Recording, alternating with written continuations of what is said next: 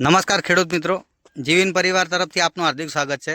આજે આપણે ઓગળ તાલુકાના એક ગામમાં આવ્યા છીએ, જે આપણા પ્રગતિશીલ ખેડૂત આપણી સાથે છે, જેઓ દર વર્ષે આપણું લાઇટ પ્રો વાપરે છે અને દરેક પાકમાં વાપરે છે।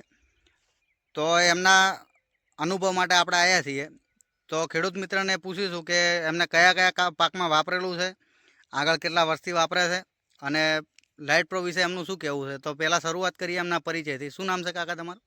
મારું નામ પટેલ નિલેશભાઈ ભગવાનભાઈ પટેલ, ગામ કાટડિયા। મોબાઈલ નંબર તમારો?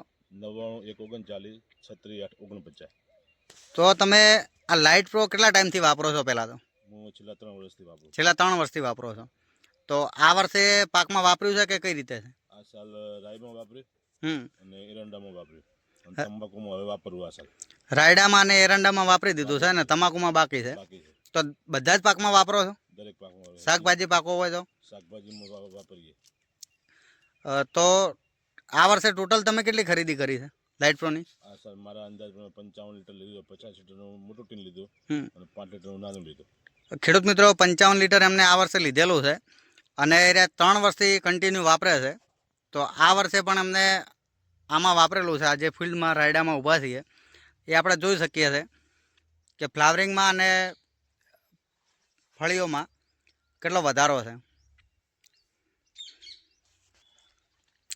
તો તમારું જ બાજુમાં એક ખેતર છે, એમાં નથી ચાલે, એમાં ને આમાં નથી ચલાવેલું, તમને કેટલો તફાવત લાગે છે? એમાં લાગે છે હાલ તો 30-40% ફરક લાગે હાલે। ખેડૂત મિત્રો, બહુ તફાવત છે એમાં। તો બીજા ખેડૂત મિત્રોને ભલામણ માટે કરી શકાય કે લાઇટ પ્રો વાપરવું જોઈએ કે ન વાપરવું જોઈએ? વપરાય।